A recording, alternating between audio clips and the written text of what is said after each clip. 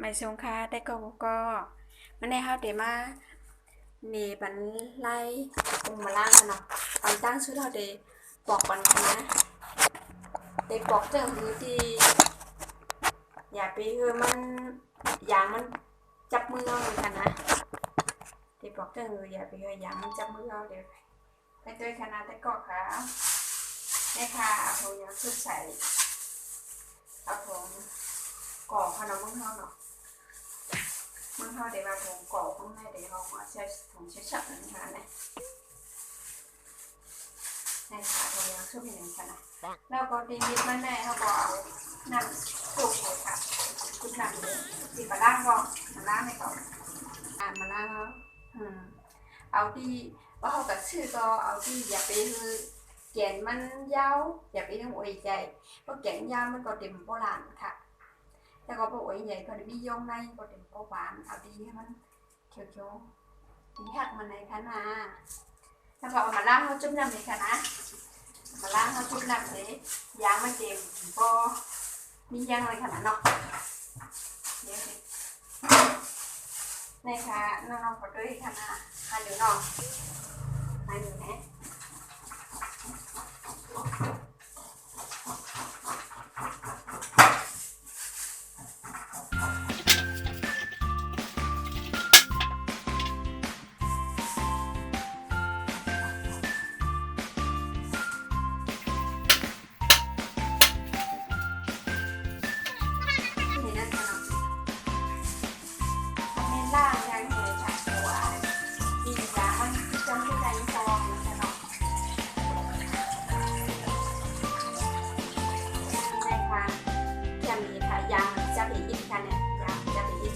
ยางมันจะถมกบแล้วค่ะเพราะว่าไผ่ที่ใครกินมาล่างช่วงอยู่มั่งเข้าวุ่นชาบุญยามาล่างสู้กันเข้ามาล่างสู้กันโกยามันจับมืออันนี้ไวเนี่ยไผ่ใหม่แต่เจ็ดแบบใยมันนั่นเอาถงกบช่วยไปไหนก็เลยค่ะนี่ค่ะใยมันจะจับปีถงกบแล้วค่ะที่เป็นวิสีดำนี่ค่ะก็เคยกินมาล่างถึงเลยแล้วก็ได้ชื่ออันบอกอันที่มันบอกว่ามันเด่นก็คนนั้นจะเท่ากันเนาะก็ชื่ออันต้องบอกก่อนนะคะก็มาล่างติดต่อมาไปขนมนี่มาผัดกันนะผัดเลยผ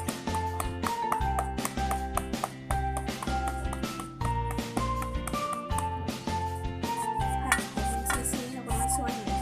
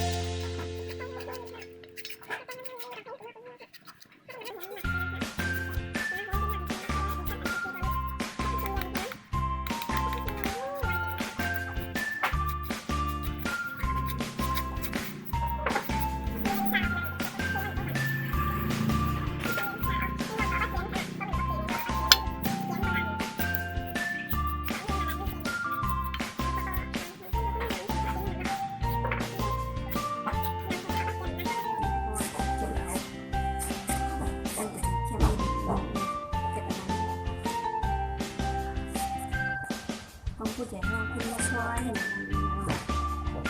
ติดต่อค่ะนั่งดูนี่ค่ะไม่มีอันแดงมันหวานตำแหน่งน้ำมันโคราคานี่ค่ะน้ำมันโคราเขาเอาเครื่องมันเป็นยาใส่เนาะเอาถั่วเน่าเป็นถั่วเน่าเอาถั่วเน่าใส่ถั่วเน่าได้เดี๋ยวเขาเก็บกินน้ำจะกินน้ำเนาะเพราะเขาใส่กินน้ำมันเหมือนน้ำมันแบบโคตรมันเป็นเมนค่ะไม่เป็นเกลือค่ะไม่เป็นเกลือไม่เป็นเกลือไม่เป็นของหวานเมื่อในบรรเทาโซโลดค่ะเนาะค่ะของหวานบางกอมันเด็ดไม่เป็นรสดีบางเท่าบางห้องของน้ำพักเนาะ ก็เด็กจะกินน้ำมันก็จะกินน้ำไหมครับแต่อันนี้เป็นเห็นค่ะน้องเขาต้องใช้มีดให้ขนาดความใช้มีดเลยมาล่างเขาเด็กแบบเด็กเกินมันจะบานนะใช้มีดใช้มีดนาวเนาะในเขาเด็กเอามาล่างเขามาใส่มาพูดเอามาล่างเอามาใส่ค่ะมาล่างใส่เข้าไปแล้วก็มาโหมเขาเนาะไว้มันเอาไปมันโพดให้เฮิงลานในห้องเลยนั่นค่ะไว้เฮิงลานค่ะนะน้องเขาไว้เฮิงลานเฮิงเปรี้ยวๆอินค่ะนะอันนี้เป็นผักที่เราปีนเก็บใส่ผ้าห่อไปโดยทำเก็บเข้าหรือเก็บใส่ผ้าห่อเอาผักที่มาใส่ทำไมว่าเก็บใส่ผ้าห่อก็ใส่ผ้าห่อก็เลยอันนี้ก็ใส่จ้าหมันช้อนก็เลยอันนี้มันกระชมมันกระชมถ้ามาใส่ชมมันเห็นนะเดี๋ยวหั่นมันกระชมก่อนกระชมมากกว่าหั่นเรียบร้อยอ่ะเดี๋ยวเรามาใส่วาง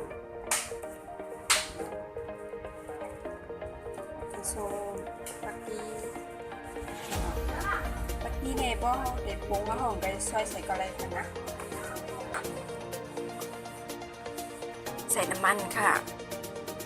เอามาใส่น้ำมันกัน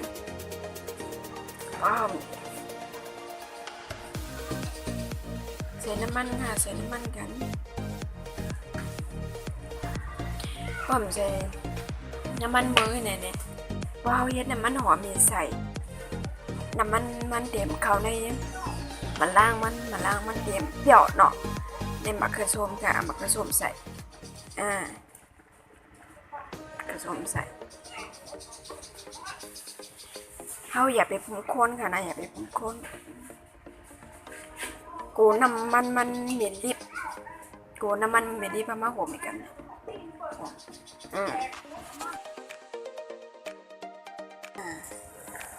ทำมาเปิดด้วยกันแต่มันเอฟนากีนี่นั่นค่ะ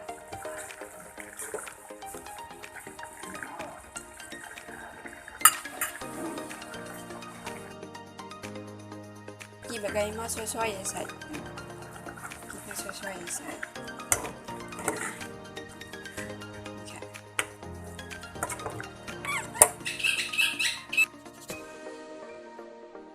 ติ้วมาล้างแกงเอาค่ะเนาะทำมาขดใส่วานค่ะขดใส่วานติ้ว